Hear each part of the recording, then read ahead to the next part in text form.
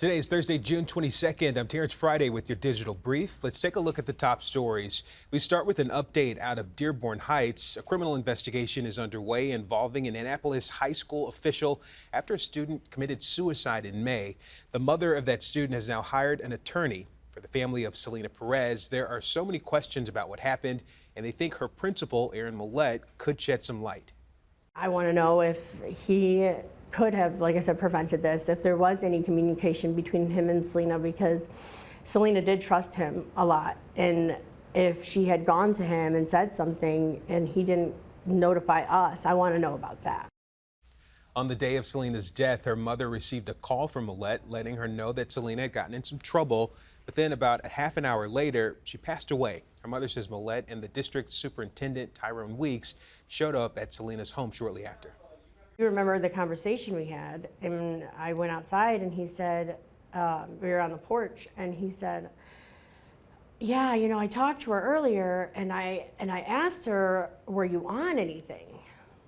And I said, wait, what? I said, you didn't tell me that when you called me this afternoon at 3.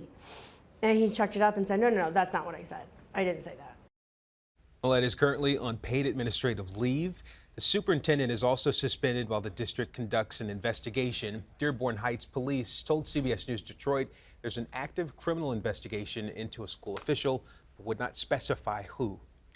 In the meantime, in a statement to parents, the school board president says the situation is highly sensitive and any further information will be shared once the investigation is complete. Meanwhile, teachers and parents are demanding answers.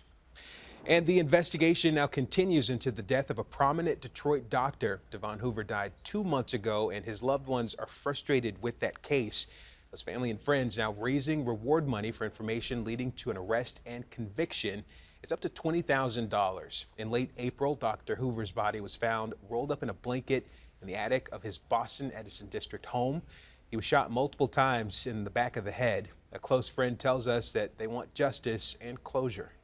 It's very frustrating. It's very stressful. We know the same people. So, if it's somebody in our circle, we would like to know that. Hopefully there's a tip, a witness, a text that somebody got that they can give to the police that'll lead to a prosecution. A person of interest was taken into custody in April, but later released. We're told that individual is still a person of interest. If you have any information, you can call Crime Stoppers at 1-800-SPEAK-UP.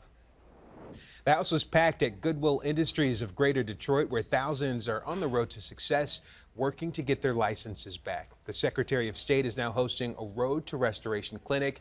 It's going to be assisting those residents. In 2021, the Clean Slate to Drive law went into effect, stopping suspensions for missed court dates and unpaid fees.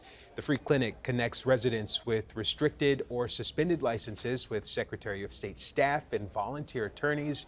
Those residents can then work towards getting their licenses and driving records back in the right standing. Well, there are 150,000 Michigan drivers who are eligible to have their driver's licenses restored under this law. And so we're working to meet everyone where they are and reach as many people as possible. It wasn't enough for us to simply just send a letter to every eligible person. We actually need to make this law real. And so we're having Road to Restoration clinics like this all across the state. DUI and DWI offenses can't be expunged from your driving record at Road to Restoration clinics.